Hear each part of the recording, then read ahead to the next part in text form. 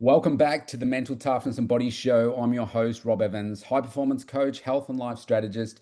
In today's episode, we're discussing the foundations of resilience, what property development teaches us about high performance. And I'm joined today by Rod Dashevici, founder of RSD Projects and the driving force behind more than 40 developments in Brisbane, Australia, for those in the Northern Hemisphere.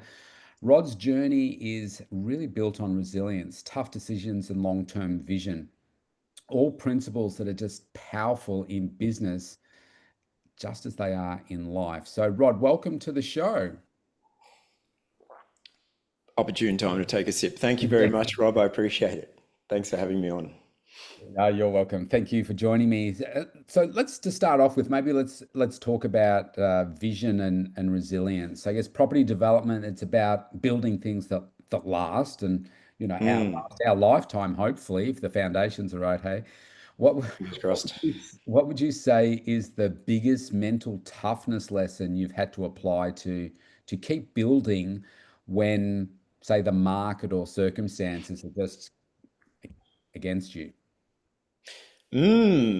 So I guess I have a little card on my desk here that I wrote forever ago, and it's the blue tack's fallen off. And it says persistence at the top of it, and Mm-hmm. then something I wrote to help remind myself. So I think in answer to that question, it would be about persisting with the vision that you've set up for yourself, whatever that may be that you're looking to achieve. So I suppose it leads me to think a little bit about the concept of decision. So cutting away what is unimportant or not necessary, and focusing on what it is that I'm trying to do. So So um, is the hardest part there mm, really establishing the vision? Because once you're clear on what it is that you want to achieve, and I find the why that sits behind that, that's like, well, nothing's going to stop me. But mm, I do find in like the coaching work that I do when I first start working with people, they really don't have an idea of what it is that they want. And yeah, so which is is that part of the biggest problem, do you think? it's imperative, I think, to have real velocity in a direction. Yeah, I mean, Buckminster Fuller said clarity leads to power, and there's probably there's not a lot truer than that, I suppose. Once you understand the direction you're trying to go in and what you're trying to do, you can act in accordance with that. Whereas the old saying of, if anywhere will do, then it doesn't matter what you do, right? So I think I'm not sure whether I used to mentor some people as well in property circles years ago, but I found a lot of people wanted the outcome, so understandably, and that's usually improve life, improve finances, do the things we want to do. Money's a great tool for all of that, right? So get money, but maybe there's a lot of chopping and changing of strategies when things get a little bit challenging. Mm. And that's where the old persistence and the grit comes in, delayed gratification. These are very long cycles. So Yeah. while having a transactional business like a hamburger shop would be a challenge definitely in itself, not something I've done. I've worked in retail, but I haven't had a hamburger shop myself. You would get feedback very quickly on the sale, Yeah. the cycle. So if you forget the source, someone's going to tell you very quickly. Property development, like this could be a year to 3 years, depending on what you're doing, or any amount of time really. So it's a long time to be waiting for the outcome and potentially learning the lessons along the way. And by the time you've got this project underway, for example, let's say it's something you haven't done before, it's a little bit different. You could replicate the errors from the first Yeah. acquisition multiple times potentially along the way. So a long time to get feedback. So this is where the persistence and the grit comes in. How long did it take you to create the vision that you've got for yourself? The vision I have now is actually quite fresh. Well, It's this it's year. always evolving, isn't it? This is Yeah. the gift of the high performer, I suppose. You carry it like a burden as well because you're always shifting the goalposts. Yes, absolutely. And mine definitely began as that money, lifestyle, better situation, autonomy of time, freedom. I guess I should have just said freedom up front because freedom really encapsulates all of it. So yeah, mine has evolved multiple times, particularly as projects, have given me different outcomes or different timeframes to what I expected Mm. in the negative, that is. It's gone longer or something's not worked out as we expected. I've had to move the goalposts, or maybe operational costs increase. So it's like, okay, well, if I try to undertake last year's goal, knowing that the operational costs are here, I'm just going to do another year, right? So now we actually need to do something different. Maybe we can't just add more projects like that to the pipeline. Maybe we need to go a little bit larger, or we need to think about something else. Or yeah, I've found the strategy has evolved time and time again. Absolutely. When you think about perhaps your career up to this point, I was going to say, what's kind of the one foundation stone in your character or mindset that everything else has been built on, but maybe it's persistence. Yeah, to a degree. I guess there's quite a bit of stubbornness there. I mean, we need to be open to feedback, and we need to understand when we're not doing something, when we're doing something that's not going to work. But sometimes it does just need more attempts, I find. So I have lost money in the past, and that some of that happened really early on. So I had to go get my war chest back together, go earn it through work or whatever I was doing, and then have another go and not repeat the mistakes that I'd done before. I totally appreciate that that's not anything that anyone wants to do, but it's situations like that that I suppose have led me to where we are now.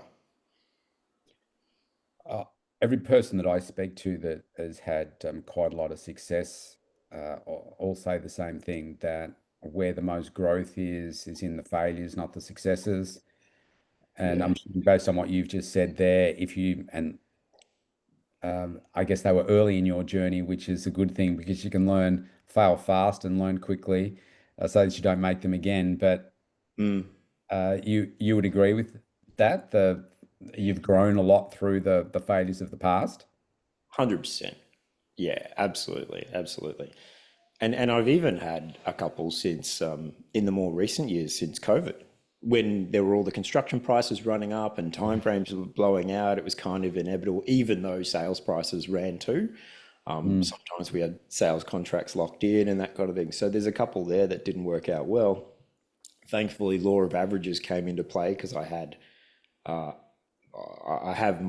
multiple at one time now. So, and there's a team behind me, right? So we kind of always have that law of averages working for us. I don't just have to rely on one project. Smooths Yes, things out. yes, yeah. Yep. So so in the opening, I said that you've done like 40 or more projects now, huge Mm, financial stakes, obviously. yeah. How would you say you make the high pressure decision when I guess the numbers, the timelines, people pulling in different decisions? How do you manage all that?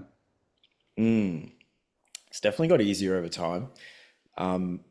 Probably still before I make any purchase now, I still feel a little bit of discomfort as I need to make that decision that to actually pull the trigger to a point where we're actually unconditional or we're settling or something like that.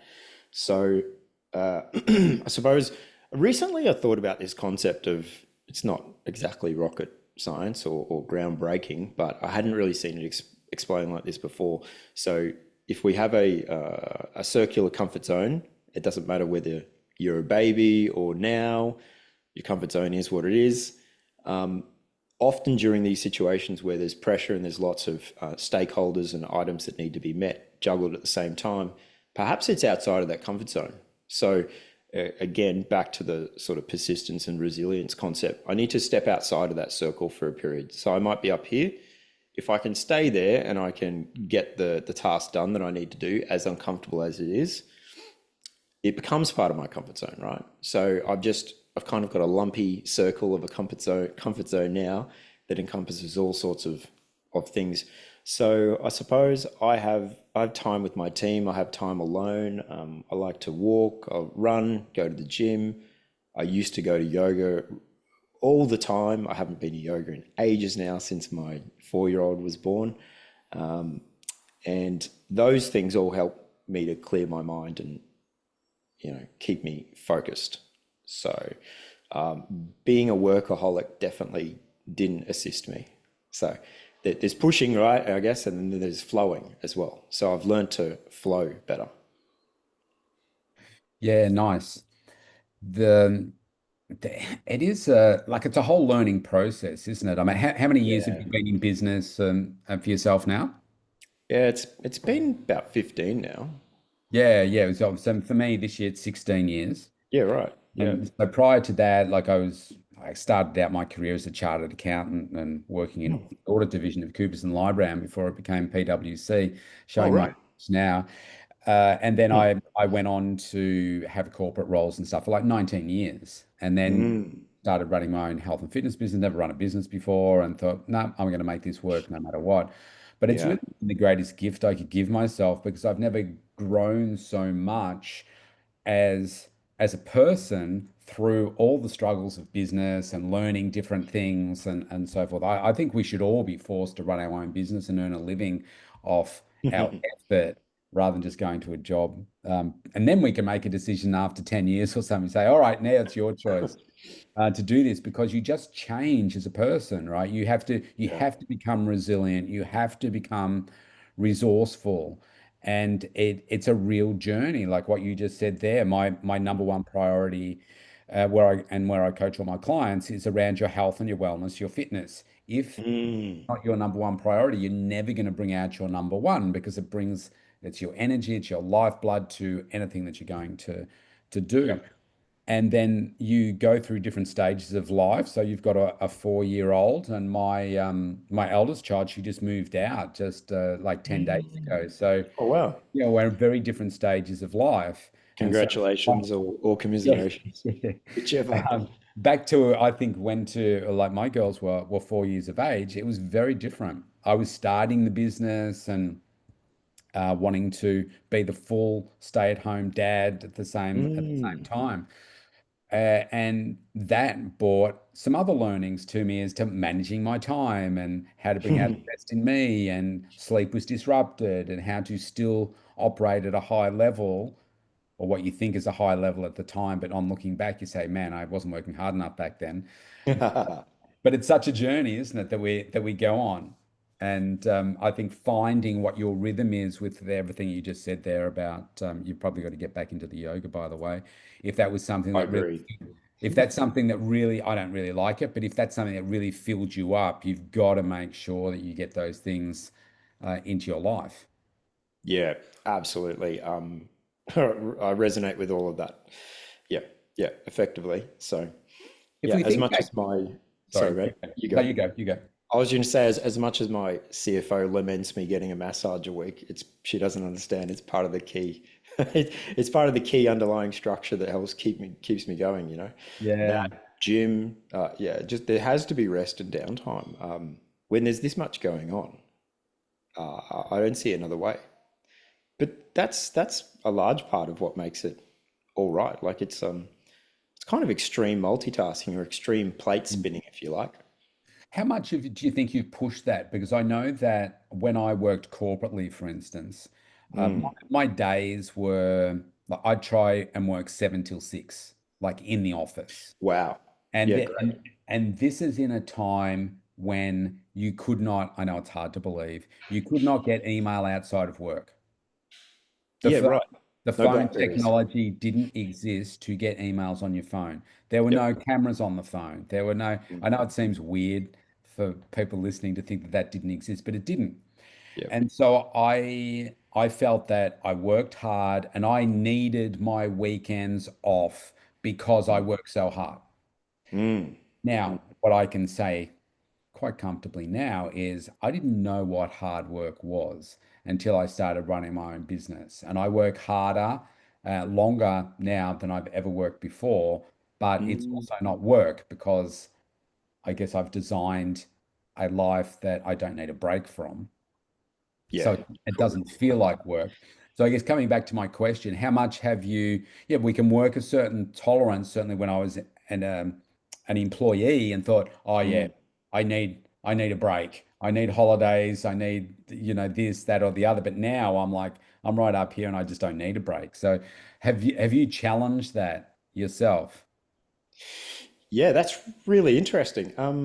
Well, I think I've probably in the 15 years, I would dare say I've been through maybe on the skated on the edge of burnout quite a bit.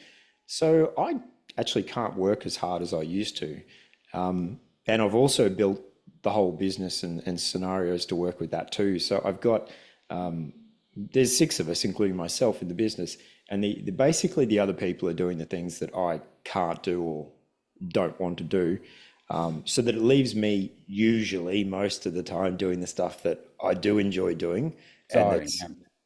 the highest value as Mm. well. But back when I was younger, working hard like you were through my 20s and so on, some of it was about that was before I started any business work, right? I was chasing dollars. I was probably chasing approve, like subconsciously, probably chasing approval from managers and other people, trying to climb a ladder. Yeah. Yeah, and there was a different motivation too. I'm not sure exactly what it was, to be honest. But yeah, I came from a background where my parents pretty much always struggled, and there wasn't much funding around. So I'm still very driven in that respect to make Not sure be that everything's. way. Yeah. Yeah. What was that? Sorry, Rob. Yeah, to not be the same way. Like my Yeah. parents had a poor money mindset, and I'm like, I'm not going to be there. Yeah. Exactly. Excellent motivator, right? Yeah. To not be like your parents. I'm sure a few people can resonate with that. Yeah, which is sad in some ways, isn't it? But I guess what our wish for our kids is that they're more successful than you are, Mm, without giving them generational wealth. But it's just that mm. obviously we can't map it out to the dollar. Okay, my last dollar is spent on my last day of life here. So there's going to be something left for them, most likely. But giving them the skills so that they can go out and do it themselves, and live their life. Yeah. Is Yeah. a great gift.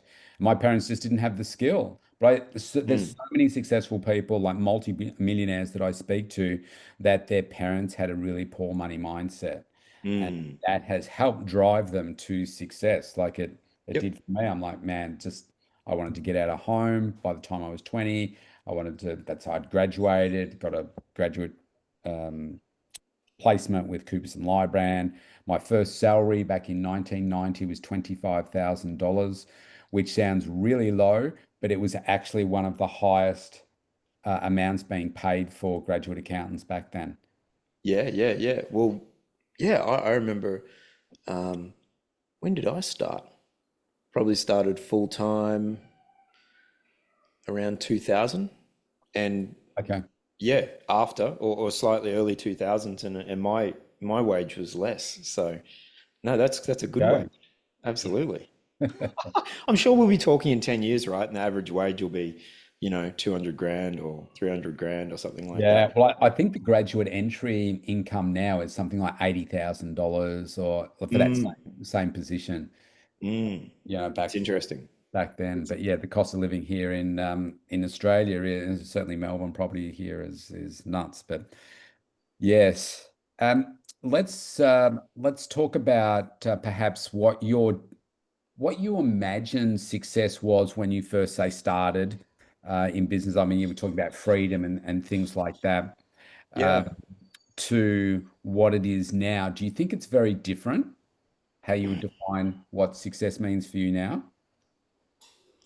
Yeah, I think I'm probably more I think I was more I was less humble before. Not that I was the opposite, but now I think success is a lot more about just living the life you want, doing what you want to be doing. I don't think it really matters what you set out to do as long as that is what you get to, or that you end up somewhere that you like. So effectively, that's kind of my view on it. For me, it's while that might sound a little bit airy fairy, mine's very set on numbers, deadlines, timelines that I want to achieve, and I've got a very strict acquisition schedule that I want to obtain and hold myself to, and effectively that, like while some people would say, "Oh, well, you're already successful," yeah, the fact of the matter is, I need to keep going now because there's operational costs and there's people on board, right? So Yeah. it's an interesting situation. So we're not, we'd have to shut everything down in order to not need to work anymore, and then Yeah. I'd be retired, and that would be an issue. So I'm not quite ready. So I'm still pushing and expanding it to this vision I have. And you know what, Rob? To be honest, I hope that I'm pretty happy with where I am when I get there. I would not like to just five times the number and go again. So that's Yeah. why I do some of the inner work I do, is trying to Yeah. just be aware of this, because we like new and shiny things here in the West, I feel, and it's a little bit easy to get sucked into chasing these items, houses, cars, whatever else, and there's got to be a level of that. There's But only so much you can have though, yeah, isn't it? You can yeah, only live in one house at a time. You can only drive one car at a time. yeah, you could have multiple in the garage though. Yeah, just to look at and whatever. I just think about the registration, the insurance, uh, they're designed to run and you're just leaving them there and all that kind of stuff. But Yeah, that's right. you make some really, really great points there. I think some of this stuff I think solidifies the older that you get too. I mean, I've just turned 57, so I'm a bit older than you. Are you? Wow. Hey, you look Yeah. good. I'm impressed. I'm impressed. I want to Well, look like you when I'm I, I 57. like I like to think that people would say I live a very strict life of no caffeine, well, no coffee, no alcohol ever, Right. no smoking, all that kind of stuff. It's like surely it's got to And had here some I am having this. somewhere in your life. Um, Yeah. but yeah, what I was going to say is that like the older that I get, and like I lost a daughter a couple of years ago, Mm, and it just yeah. changes you. Like I think business changes you. Like losing my daughter, that I mean that Mm. changes you as So I well. can certainly imagine. And I Yeah. think the success for me, what it's making me look at is being a better human, being a better Mm, man, being a better dad. What all of that looks like, as well as still building a successful business. But I said those things first because it helps me be better in business. mm, Well, definitely. when I first started in business, so 2009, social media and business stuff was kind of still new. Yeah. And so I would be looking at, say, I might look at what you do and say, oh, Rod's doing this. Oh, I better do that. And then I'll look at what, Lauren's doing over here and say, oh, I better do that because she looks like she's got a lot of likes and whatever. And then someone's doing this. So, oh, they're doing that. So I better do this. And of course, what you're getting is not the authentic you. You're Mm, getting you're getting someone else. And so what I've been able to do since Live Past has really I've just doubled down on my values and beliefs. that's great. I've doubled down on energy. And what I Hmm. mean by that is making sure that my health and wellness is my maintains at my number one, but also who am I giving my energy to? Time's one Mm, thing. Yeah, you can't get it back, but who am I giving my energy to? And who is taking that energy away from me? So, as an yes. example, like you and I connected, I don't know, a month or so ago, we had a 15 Yeah. minute chat or whatever. If I felt that you were going to be toxic, we Mm, would be having this conversation now, right? So I'm like, okay, thanks for the conversation. And yeah. I have done it before. I've had to do it to people before. I say, look, I just don't think we're aligned Yeah. on this. Or they've reached Absolutely out to me appreciate that. saying that they're really successful. And I'm like, you're defining success in a different way than I would define success. And, Mm, and so that's a huge one that most people struggle with, I think. Which energy do you allow in your life? And sometimes it's family, and you need to, push those away because they're just like anchors around your neck. So um, yeah. I I, agree. I, I Mm, think for me, the way that I look at success now, it really does include some of those other aspects as well. And what's really interesting, mm, I'm now doing things bigger than I ever thought possible for me. Mm. And what I'm putting my I suppose my definition of success in, or an element in that, is what is the value and the impact that I'm having on others. Yep. Yep. And that used to be just locally. It's like in Mm. my postcode, who can I help? And now I know it's global. Yeah, well, you told me a little bit about that aspect and what you do there. It sounds extremely impactful. Well, I mean, since we last spoke, Mm. I've spent an hour with the Prime Minister in Canberra, Yeah. up at Yeah. Parliament House. So I'm in the media a lot from time to time. This is to do with the social media side of the harm that it's causing to our kids and stuff. And Yes. um, I I might find out by the end of this week. Mm. But the Prime Minister's also invited us over to New York with Right. him for the United Nations in September to, Excellent. Okay. to meet with like UK, Canadian, New Zealand, and there's someone else. There's another big one in there. Wow. French prime ministers Oh, to fantastic. Wow, this is incredible. to get them on board with what we're doing here, because the whole world is Yes. watching what Australia is doing. And Right. like I've had a number of just private conversations. Well, I say private, a small group of us Mm. with the Prime Minister talking about all of these things. And it's like it's really exciting. And it's only happening because of where I've put my mindset, and there's just no limits. Yep. There's just That's powerful. no Yeah. limit to it. And Now, I'm none of that presuming. stuff, of course, brings in any money for me, but this is a different Mm. aspect, because you can go and chase passion projects and they just destroy you and don't bring any money in. But Yeah. it's about using those same principles in business, and you find that you're being your authentic self, Yeah. you're getting a better quality client in my case for coaching, and Mm. somebody that really wants to connect with you and they're coachable. That's it. And I think you've got that's a calling of yours, right? So you're following that. That's authentic. And yes, it might not bring in the money as well, but if you look at it, I guess it bolsters you as a person, your brand, the way people see you. Yeah. So that if you, I don't know, if you did want to leverage that in some respect, people already know you, right? So I Yeah. found that's the biggest part is because we work with people as well, right? So once someone knows you, they get a little bit of understanding about your values. They can make a decision as to whether they want to work with you or be in your circle, I suppose, like you were saying before. And then how many, aren't you up to 4,000 podcasts or something like that now? Oh, getting closer to 4,300 now. 4,300. So people, anyone who's been watching you for long enough will already have a great read on who you are, right? Consistency. Yeah, Can be persistence. aligned. Yeah, Yeah, yeah, yeah. that's right. That's cool. Well, congratulations on that because I'm sure that's not something that, 10 years ago you thought was going to occur. Yeah, absolutely not. And actually, something happened last week. This is why if you just keep doing, like you just keep being authentically you and doing this. I found out last week Hmm. I've been nominated for Australian of the Year uh, Awesome. Okay. Good one. for That's 2026. I don't know who nominated me. great. That's Um, really cool. so with Yeah, I mean, just to be nominated is Yeah.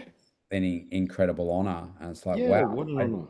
I never would have seen any of that coming, but Mm. it's all just by doing me, doing it my way authentically, and Mm. having a greater impact on others, and that's how you just don't know. You just don't know what'll happen. So cool. So cool. Yeah. Again, when you're clear on the vision and aligned, um, intentional, you know, Mm. all of this is so much more likely to occur for you.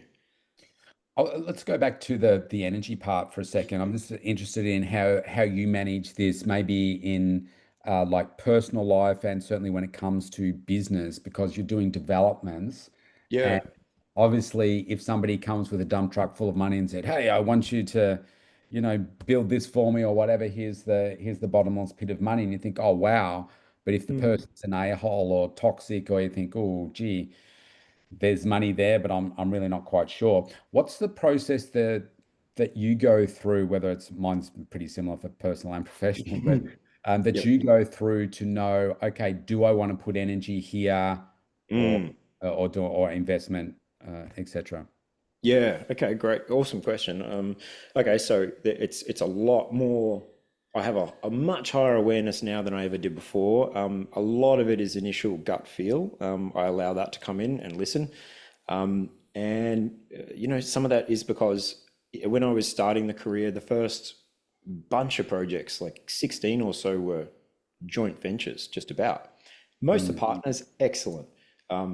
Made some great friends, all that kind of thing. Had a couple of people not aligned with how I want to do things and my energy, right? So in those situations, it was a little bit like having a car with two steering wheels, and people are trying to drive in different directions. So those situations taught me lessons as to how to look into finding out who someone is, what their alignment is, what their goal is, how they deal with stress, whether there may be a short-term vision. This is part of their short-term vision or part of their long-term vision. So my closest friends now basically have a very similar kind of long-term horizon now.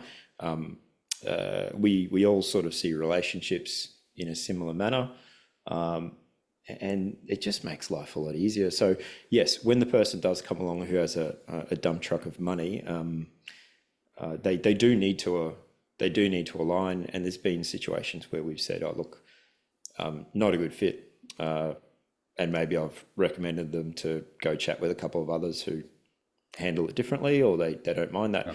One of the reasons we've been able to keep going, I guess, for this long and handle as much as we do is because everything's quiet. Like I don't work with anyone that I don't like in terms of investors in a team, external consultants. So that's great. If we do come across someone and we do need to work with them like a consultant, and the energy doesn't align and we don't like the way it was done, maybe we give feedback at the end and move on. But we definitely move on. We just go find the next person who is more aligned. What would you say are a couple of your non-negotiables? They must have integrity in the way they want to operate. I can't always rely on people to do what they say they'll do, but at least they need to do it most of the time. And look, in the lives of busy people, I suppose, rescheduling is needed and things like that. So that's fine, as long as that's done with integrity. Yeah, look, I'm looking for relatively wholesome people who are long-term focused and want to operate with integrity. So anyone who's kind of about cutting corners, we see it all the time. Like, I've got to deal with real estate agents, right? They can be very interesting characters in themselves. One of the reasons they're kind of like that is that they're dealing with people all the time who just lie to them as well and play games. And some people, understandably, they're doing one house purchase in their lives, and for them, they want to be as cutthroat as possible about it and grind it everyone to the, Yeah, you know what I mean? integrity. Whereas we're doing it routinely. Yeah, So I about need the relationships. relationships. Yeah, Yeah, absolutely. yeah. Absolutely. You said earlier about gut feel. Tell us a bit about that because people say that, and I've got a bit of a mindset around this. What is gut feel to you? Yeah, I suppose it's an initial read on an interaction or somebody else or a situation. So when you say initial, how long are we talking? Oh, can be seconds. Yeah, It can absolutely be seconds. It could be before they turned up. So it's been years since I went to a coffee and I was meeting a chap and he was 15 minutes late with no phone call or communication. yeah. And then he turned up on his phone, and it's like that's not a common event. So even that is a massive slip, and we can't have that. And this is coming from someone who I have a problem with my time, so I will often be the person who's 5 minutes late, but I'll be calling and texting along the way and saying, "Hey, look, I'm 5 minutes away. Apologies. See you soon." Right? It's one of the internal demons I haven't been able to beat yet. But yeah, that example comes to mind. Yeah, nice. Yeah, I have a thing about you've got mind, heart, and gut. And Mm, that gut thing is the one that, yeah, happens in seconds, minutes, whatever. Whereas mm. the mind, the heart can happen. I think the mind's next, and then probably the heart, depending on what it is. And I just say to people, it's so important to listen to your gut because that's probably what's right. Yeah, yeah, absolutely. We're about to do a business acquisition soon. It's only the second one I've done before, and the reason I'm going ahead with it is that the guy on the other end is high integrity, likes Mm. everything in its place. He's a good character, long term friend of a good friend of mine. My good friend wouldn't be friends with someone who wasn't of good character as well. Yeah. So So it all it's just aligns. already been verified. Yeah, yeah, he's built it over a long time, and he's ready to just move on and do other things with his life. And it's a good situation, right? So, but I can't imagine trying to do that without having a read on the person that you're actually working with on the other side. Yeah, absolutely. Just a couple more questions. Let's talk Yeah, about yeah. your growth and say personal growth, because Mm, you said before about success, retirement, all that kind of stuff. I don't know that you ever get there really. It's like what's the next thing you want? Well, you just want more of what it is that you're doing because you're enjoying and what you're doing, the process, you're growing through that process and mm, everything like what you do and I do it in a different way, but it's the value that you're adding to others and you're helping them grow and helping them achieve their goals and so forth. And I think, well, why should there be a time on when that stops? Because it's particularly if you're still loving it and doing all that, and the rest is just numbers, right? It's just yeah. numbers in terms of whether you're building wealth or whatever it is. Um, but yeah, for when it comes to you from Mm. growing, how do you look at, do I just stay where I am? Do I stay complacent? I know you don't, but you could easily be complacent. But what do you do to focus on your growth, whether it be coaching and Oh, whatever else? right. Yeah, sure. So I actually try to do things relatively frequently that scare me, not high risk things necessarily. Um, but I want to be outside my comfort zone a little bit in a somewhat risk controlled manner. And I'm not talking about doing that in business, but that keeps me kind of fresh and on my edge. I've done a lot of coaching work with some great coaches and people over the years. Right now, I'm not in any courses, and that's just a phase of where I am currently. But I like to do that because I feel iron sharpens iron, so that's valuable. I like to read. I like to listen to other people and their thoughts on things. It's great to hear you talk about your your mental makeup and how you see things, because it allows me to reflect on my own. Mm, And before we started recording, obviously we were both talking about using AI to as a mm. mirror, right? To hold up a mirror to our thoughts and our situations to get some instant feedback. Kind of doesn't matter whether it's 6 in the morning or midnight. You can do that, Yeah, right? Which is 24/7. Yeah. it's powerful. But yeah, I like to read and absorb material. Just I'm in a couple of business groups as well, where speakers come in and speak and talk to us about different topics. So I guess lifelong learning is the vibe there. Constantly challenging myself. So yeah, that's it. A little bit of this, a little bit of that, mixed in with social and self care, running the business. What's That fills up my 24 what hours a day quite well. what's a way that you try and challenge yourself? How do you do that? Well, could be ice baths, saunas, Okay, you that know, type of challenge. public singing and dancing with my daughter, You have things that like one. things like this. Dancing, yes, singing, no. We did some very fast car driving recently on a controlled racetrack. That was good fun. That was pretty. Hmm. That pushed some comfort zones. I haven't had a lot of time for adventure lately. We've also got a 9-month-old boy, so we've been very housebound for a while. But would love to, in the past, have traveled overseas and gone through caves and whatever else. So, Okay. some activities for adrenaline and snowboarding and other aspects, horizon expanding concepts. Yeah. Yeah. Nice. I like Nice. to do all of that just to try and make sure that I'm not too fixed in the way that I am. I want to try and remain malleable and open to new concepts and not get too rigid and stuck in my ways. Yeah. Okay. Yeah. Sweet.